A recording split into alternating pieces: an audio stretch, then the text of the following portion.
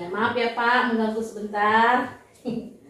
Saya ada tugas CGP, wawancara dengan Bapak Pimpinan Sekolah, modul 3.1, pengambilan keputusan berbasis nilai-nilai kebajikan sebagai pemimpin. Nggak apa-apa ya Pak ya? Ya, siap. Siap. Nah, ini pada pertanyaan Pak. Pertama, selama ini bagaimana Bapak dapat mengidentifikasi kasus-kasus yang merupakan dilema etika atau bujukan moral? Ya, baik, untuk terkait dengan masalah kasus dilema etika dan bujukan moral, itu hal yang sering terjadi di sekolah kita. Mungkin dimanapun hal itu akan terjadi.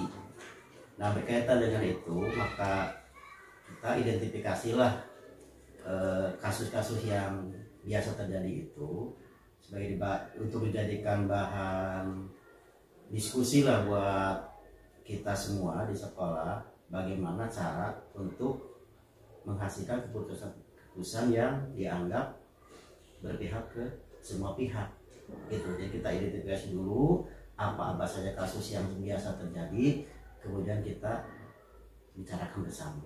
Sama ya. Nah, terus selama ini bagaimana Bapak menjalankan pengambilan keputusan di sekolah Bapak, terutama untuk kasus-kasus di mana ada dua kepentingan yang sama-sama benar atau sama-sama mengandung nilai kebajikan itu Pak, yang dilema etika itu? Ya, tadi itu kita identifikasi dulu apa masalahnya gitu.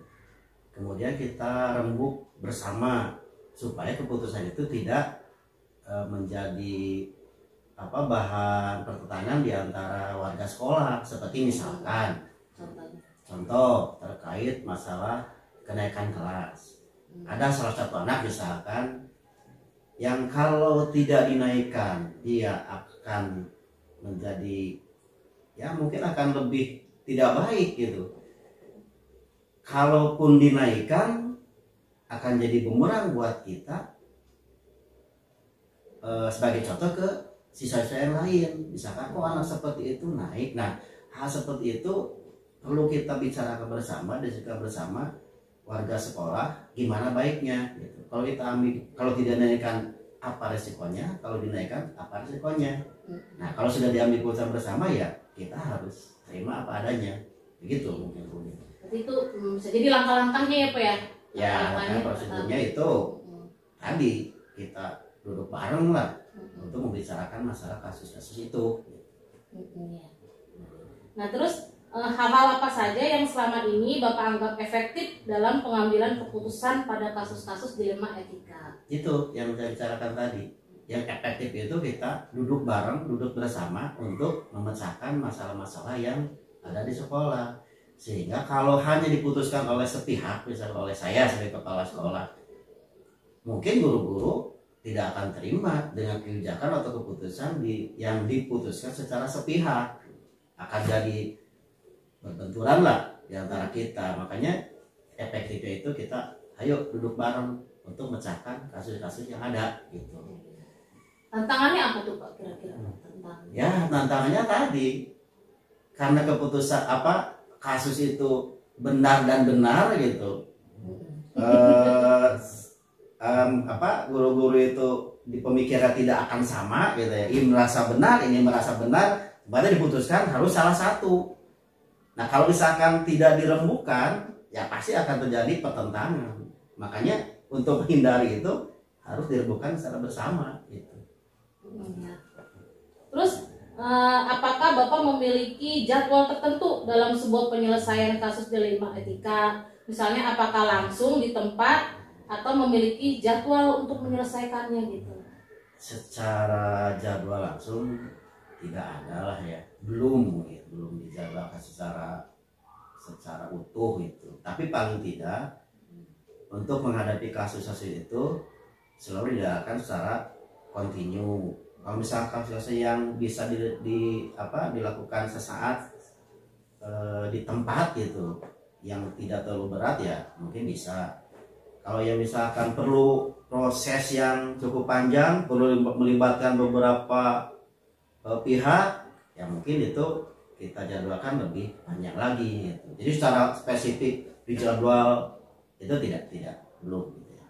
Tapi ada untuk mengatasi kasus-kasus itu. Oke Pak, benar Pak. Insidentil lah.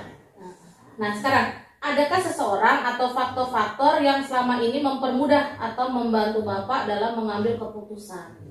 Selama ini tidak berpaku pada seseorang yang dijadikan mempermudah pengambilan keputusan, karena kita tidak berpaku atau tidak mengandalkan salah seorang untuk mengambil keputusan. Jadi kita tetap harus bersama, duduk bareng, seperti misalkan melaksanakan FGD mingguan misalkan, atau briefing dan lain sebagainya, untuk memecahkan kasus-kasus tadi. Jadi tidak ada spesifik seseorang yang bisa mempermudah, tidak ada.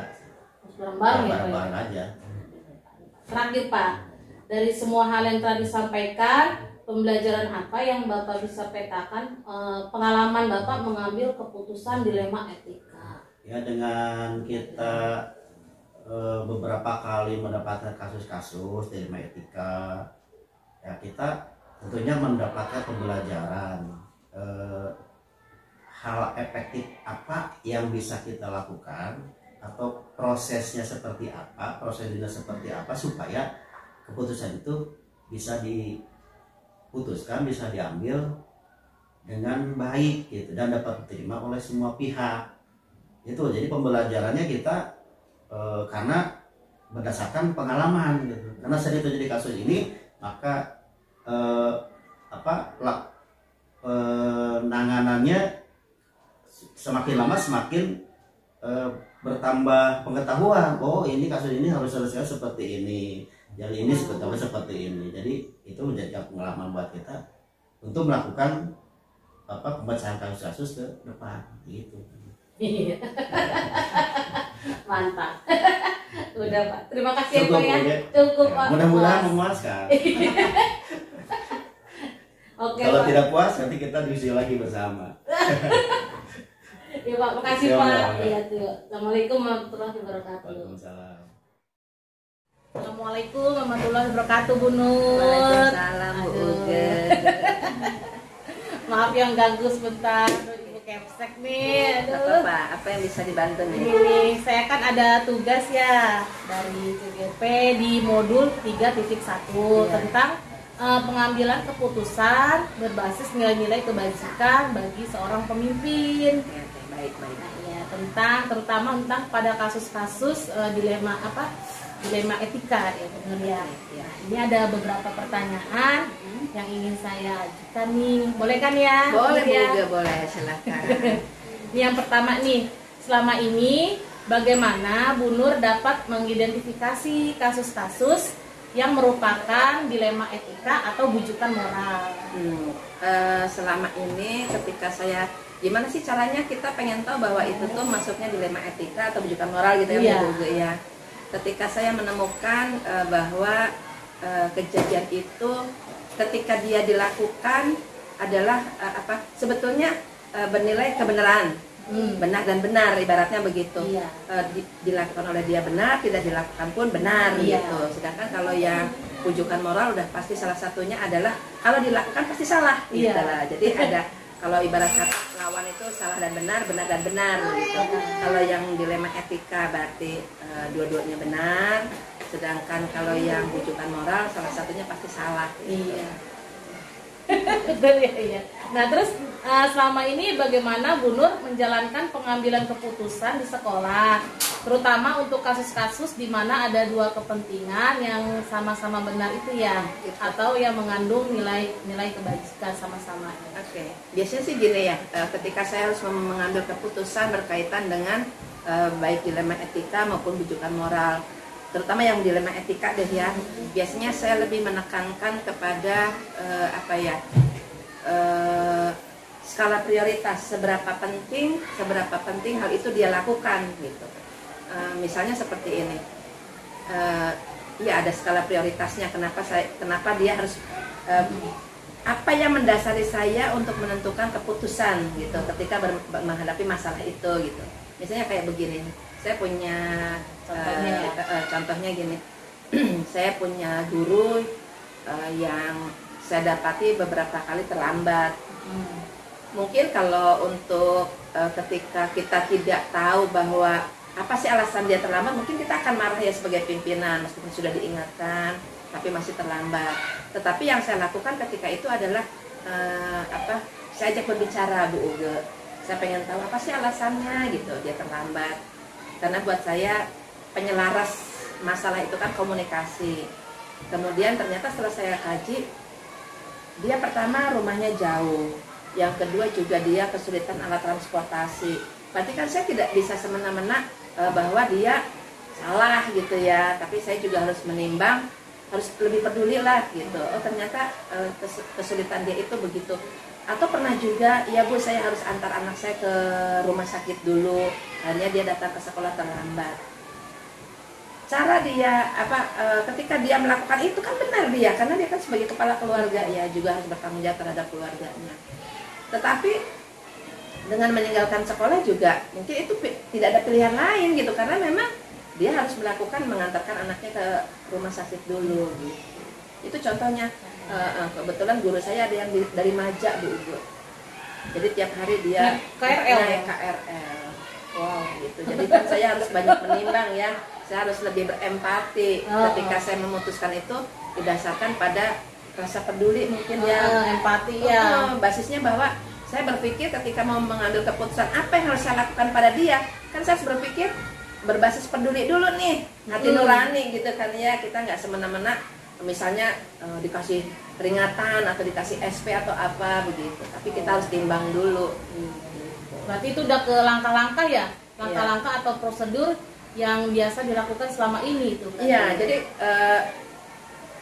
yang biasa saya lakukan begini, ketika saya mendapati teman guru bermasalah dan saya harus mengambil keputusan, yang paling pertama adalah komunikasi Bu. Komunikasi. Ngobrol dulu. Dan biasanya yang saya lakukan itu face to face. Karena buat saya prinsip banget ketika kita mengingatkan seseorang atau menegur seseorang itu jangan dilakukan di depan khalayak ya, karena kan itu menjatuhkan harga diri, menjatuhkan citra diri.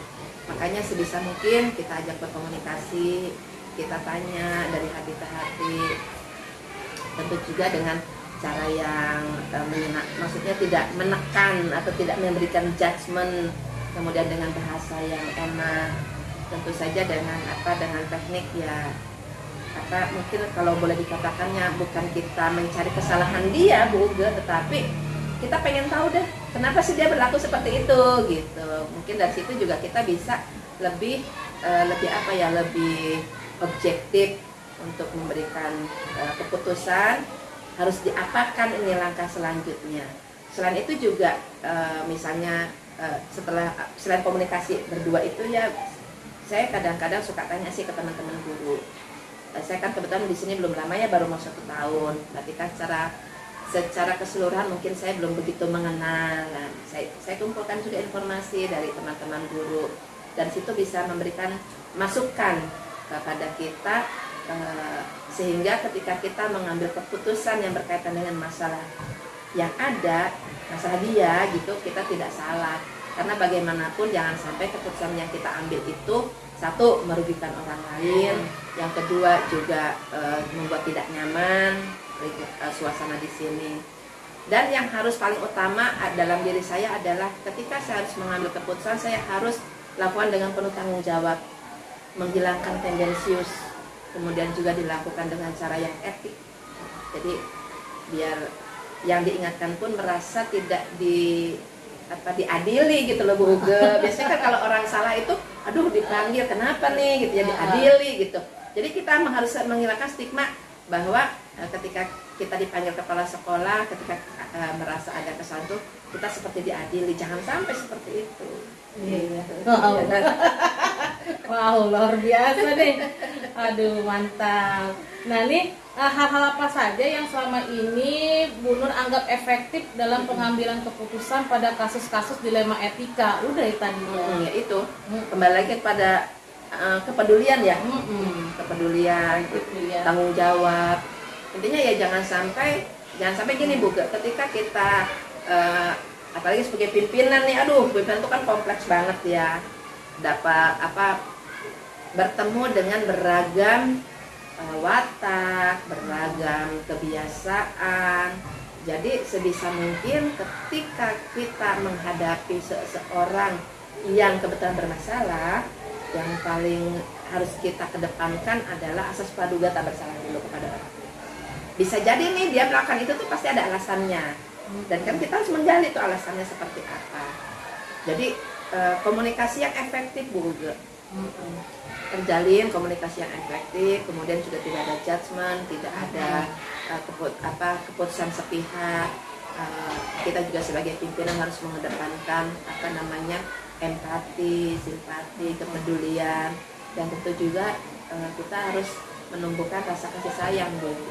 Iya, karena biasanya ketika rasa kasih sayang di antara pimpinan dengan bukan pimpinan lah, mungkin kepala sekolah ya, dengan rekan guru, itu rasanya lebih lebih friendly gitu hubungannya. Jadi saya rasa selama komunikasinya lancar, saling bertanggung jawab dengan saya ketika menentukan keputusan atau mengambil sebuah keputusan, itu harus didasari itu dulu rasa tanggung jawab saya sebagai seorang kepala sekolah, bagaimana tekniknya, sehingga apapun yang keluar dari lisan saya itu tidak menyakitkan dia gitu. Benar ya. Iya, karena biasanya kan kalau orang sudah lisannya itu sudah hatinya tersakiti oleh lisan, Udah. kadang susah untuk berubah, Bu Uge. Tetapi ketika kita bisa menyampaikan bahwa ingat, apapun yang keluar dari lisan kita sebisa mungkin tidak menyakiti perasaan orang lain, dilakukan dengan penuh rasa tanggung jawab, keluar dari tendensi suka tidak suka atau subjektif. Kemudian juga kita mesti yakin nih bahwa apa yang saya putuskan, insya Allah itulah yang terbaik dan punya nilai kebajikan. Nah, itu yang paling penting tuh, nilai kebajikan, bahwa tugas kita adalah untuk membenahi masalah yang ada. Waduh, mantap ya. Luar biasa nih. Nah nih sekarang nih tantangan dalam pengambilan keputusan. Itu nih Bu Uge, itu berkaitan dengan diri saya, Bu Uge. Kadang nih kan begini, ditimbang gitu ya, kira-kira keputusan saya itu tepat enggak? Yang pertama, kira-kira keputusan saya menyakiti dia enggak? Terus yang ketiga, kira-kira bertentangan enggak dengan hati nurani saya? Jadi tantangannya lebih kepada diri saya sendiri. Di mana saya harus mengalahkan ego, super power. Artinya begini, bukan berarti seorang pemimpin itu enggak salah, bukan berarti seorang pemimpin itu selalu benar. Makanya ketika mengambil keputusan, kita harus benar-benar menempatkan diri kita seandainya aku berada dalam posisi dia. Ketika itu bisa kita kendalikan, insya Allah keputusan yang kita ambil memang benar-benar objektif. Nah, itu yang sedang saya ajarkan kepada diri saya, bahwa saya harus punya pertimbangan yang matang, mengalahkan ego dan mengalahkan super powernya. Itu. Iya, karena kan biasanya kalau orang sudah merasa super power, merasa bahwa lebih punya kuasa, itu biasanya lah Bu, nggak selamanya ya, nggak selamanya. Biasanya keputusan itu seolah-olah apapun yang keluar dari lisannya seorang pimpinan itu adalah hukum. Itu yang harus saya tekan, bahwa pimpinan juga manusia dan pasti ada luputnya, ada salahnya, ada lupanya gitu. Makanya kita harus banyak melihat ke dalam diri sendiri. Itu sih yang lebih dominan ketika saya harus mengambil keputusan. Terus saya takut begini, ditimbang lagi, karena harus ditimbang-timbang ya. Kalau mau menentukan keputusan harus ditimbang. Bagaimana efeknya, efek jangka panjangnya bagaimana, efek jangka pendeknya bagaimana, kemudian efek sampingannya. Kalau saya begini sebagai, pokoknya banyak sekali yang harus dipertimbangkan. Dan itu lebih kepada pribadi saya sebagai seorang kepala sekolah. Saya harus bisa menekan ego saya, menghilangkan super power saya, seperti itu. Masya Allah, luar biasa nih, sampai terkesima. Bener-bener gitu ya. Selanjutnya nih, apakah Bu Nur memiliki sebuah tata kala atau jadwal tertentu dalam sebuah penyelesaian kasus? Apakah langsung menyelesaikan di tempat atau memiliki jadwal untuk atau prosedurnya seperti apa? Oke, biasanya sih kalau saya nggak pernah terjadwal. Jadi ketika Enggak, ada ya. masalah, saya itu responsif. Nah, jadi saya lebih senang ketika masalah muncul, langsung kita duduk, kita bahas, kita selesaikan. Jadi masalah itu tidak menjadi gunung es dulu. Ibaratnya kan gunung es ya. Didiamkan gitu. Ternyata yang itu tuh akhirnya nanti terbentuklah lebih gede masalahnya gitu. Karena biasanya kan yang gede itu, yang besar itu kan ada karena sesuatu hal yang kecil kan. Nah, jangan sampai masalah kecil nggak apa-apa, seolah-olah kita membiarkan. Itu nggak bagus. Jadi buat saya pribadi, saya adalah tipe orang yang responsif. Ketika itu perlu segera diselesaikan, saya akan selesaikan. Jadi nggak nunggu jadwal. Udahlah nanti saja ya, atau minggu depan, nggak ada. Jadi ketika itu ada masalah, segera kita selesaikan dengan harapan masalah itu tidak menjadi lebih besar sehingga tidak menimbulkan efek yang lebih membuat ketidaknyamanan gitu. Jadi Langsung. jadi saat itu. Iya benar. Terus adakah seseorang atau faktor-faktor yang selama ini mempermudah atau membantu Bu Nur dalam keputusan dilema etika ini? Gitu. Kebetulan saya beruntung sekali di dalam masa saya sebelum menjadi kepala sekolah dan juga sekarang itu saya mempunyai jejaring yang luas. Ya, punya jejaring yang luas gitu ya Bu. Luar biasa. Biasanya kan kalau kita jejaringnya lebih luas, itu kan kita belajar open minded gitu ya, belajar menerima masukan, kemudian juga mungkin bukan meniru sih lebih tepatnya, tetapi mencari inspirasi Bu dari teman-teman baik sejawat maupun lintas profesi. Kebanyakan sih begitu, dari obrolan-obrolan gitu ya, kemudian ternyata dia pernah nih punya kasus begini-gini, saya ambil hikmahnya. Berarti bisa nih diadopsi oleh saya ketika saya menemukan masalah yang dihadapi oleh dia gitu. Jadi kalau person khusus sih nggak ada, tetapi saya memiliki jejaring yang luas. Jadi saya biasanya dari pertemanan, obrolan singkat gitu ya. Terus kadang juga dari inspirasi orang yang diceritakan. Sekarang kan media sosial udah keren ya, dari Facebook, dari TikTok, dari Instagram, itu kan kadang sering orang share masalah. Kemudian bagaimana teknik dia menangani, kemudian bagaimana sih imbas dari keputusan yang diambil, itu saya pelajari. Ternyata nanti kalau saya mengalami begitu, saya bisa tuh diambil sedikit, tapi bukan berarti diambil utuh gitu ya. Karena kan itu juga harus disesuaikan dengan kedalaman masalahnya masing-masing. Jadi itu yang membantu mungkin ya, membantu memperkaya. Nah, itu yang paling penting, memperkaya pemahaman kita tentang bagaimana sih menyelesaikan sebuah masalah. Begitu. Wow.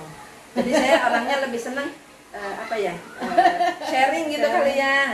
Sharing. Jadi bukan hanya dengan kepala sekolah saja, bahkan dengan guru atau juga dari lintas profesi begitu. Karena ya berkah dari luasnya jejaring yang kita punya. Wow. Nih pertanyaan terakhir Dani. Apa yang telah disampaikan pembelajaran dapat Bu Nur petik nih dalam pengalaman Bu Nur mengambil keputusan dilema etika selama ini? Ketika kita bicara dilema etika itu kita lebih mengedepankan hati nurani Bu. Hati nurani ya? Iya, hati nurani, kepedulian, empati, simpati. Kemudian intinya gini, ketika kita sudah melibatkan hati, kita akan lebih dewasa, lebih objektif. Dari yang sudah saya alami menghadapi, terutama itu ya dilema etika itu ya. Pokoknya ketika saya membuat keputusan, saya harus berpikir, apakah saya sudah lakukan pengambilan keputusan itu dengan nilai tanggung jawab, bukan hanya sekedar menyelesaikan. Beda Bu, nilai dari keputusan yang dihasilkan dari tanggung jawab dengan keputusan yang diambil hanya sekadar menyelesaikan. Karena kalau hanya sekadar menyelesaikan, kita nggak pernah berpikir efeknya. Yang jadi ada mungkin yang begini, pokoknya hari ini selesai, tetapi dia tidak berpikir kira-kira ada efeknya nggak nih, karena kan bisa jadi ada efek jangka panjang dong dari keputusan yang kita ambil. Nah, makanya saya katakan ketika kita mengambil keputusan, yakinlah bahwa itu pengambilan keputusan itu kita lakukan dengan tanggung jawab, dengan melibatkan kepedulian, melibatkan hati. Kemudian kita juga yakin bahwa keputusan itu memang punya nilai-nilai kebajikan, tidak merugikan, tidak menyakitkan, tetapi membangun. Biasanya kan kalau kita mengambil keputusan itu diharapkan keputusan itu memang punya efek yang baik gitu ya. Dari misalnya gini, ada masalah, kemudian kita putuskan, kita harus mengambil kesimpulan, mengambil keputusan dari masalah itu, kita mesti yakin nih bahwa akan ada nilai kebajikan di dalam keputusan yang kita ambil, yang sudah kita ambil dengan sepenuh tanggung jawab itu, gitu ya. Dan jangan lupa juga kepedulian, empati, simpati. Karena begini, ya karena pada prinsipnya seseorang itu akan lebih mudah menerima masukan dari kita ketika kita menyampaikannya dengan cara yang bijak, dengan bahasa yang santun, tidak menyakiti hatinya, tapi justru menyentuh hatinya. Ingat nggak lagu tuh? Sentuhlah dia di hatinya, ya kan? Sentuh dengan hati, sentuh saja hatinya. Apapun masalah yang ada, kalau hatinya sudah tersentuh, selesai. Gitu. Menginspirasi ya, pokoknya sentuh hatinya. Serumit apapun masalah, ketika hatinya sudah tersentuh, insya Allah keputusan yang kita ambil, keputusan yang kita berikan, dia bisa menerima dengan lapang dada bahwa oh iya, keputusan yang diambil oleh ibu kepala pasti sudah dipikirkan matang-matang, sudah dipikirkan efeknya, dan sudah dipikirkan segala sesuatu. Begitu. Wow. Waduh, sangat menginspirasi nih. Yang paling utama ketika kita bercengkrama dengan teman-teman guru, presence. Oh iya. Hadir seutuhnya. Bahwa aku ada untuk kalian gitu. Bukan aku yang membutuhkan bukan gini pengertiannya. Bukan kalian yang membutuhkan aku, tetapi aku yang membutuhkan kalian. Sekolah ini kan kalau sekolah itu kan melibatkan warga sekolah banyak gitu. Maju dan tidaknya sekolah ini ketika gurunya sudah bisa merasa nyaman, ketika sekolah ini bisa maju, bisa berkembang, ketika gurunya bisa berekspresi dengan merdeka, tetapi merdeka ya tentu yang ada batasnya. Kemudian di mana nih peran pimpinan kepala sekolah itu melalui keputusan yang diambilnya harus bernilai kebajikan, dilakukan dengan penuh tanggung jawab, didasarkan dalam nilai kepedulian. Gitu.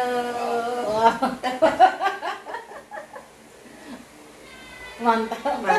Terima kasih. Aduh, terima kasih Bu Nur. Benar-benar wah, menginspirasi aku nih. Ya, mudah-mudahan juga ya. Bisa ini ya. Mudah-mudahan yang tadi saya sampaikan bisa menginspirasi Bu Uge. Bila mana suatu ketika Bu Uge mendapat amanah menjadi seorang pemimpin, hilangkanlah ego, tekanlah super power, tapi libatkan hati, libatkan cinta, libatkan kasih sayang dalam mengelola satuan pendidikan. Insya Allah hasilnya mantap. Amin ya rabbal alamin. Terima kasih ya Bu Nur sudah meluangin waktu. Sambutlah kami sang pengubah negeri, guru bergerak pasti berbagi dan mengabdi, religi dan mandiri, solusi untuk negeri. Bergerak cerdaskan bangsa, gotong royong dalam satu irama, merdeka belajar siswa, cerdas dan berkarakter Pancasila. Taklukkan rintangan yang ada, percaya yang kuasa guru penggerak akan selalu ada untuk siswa Indonesia bahagia.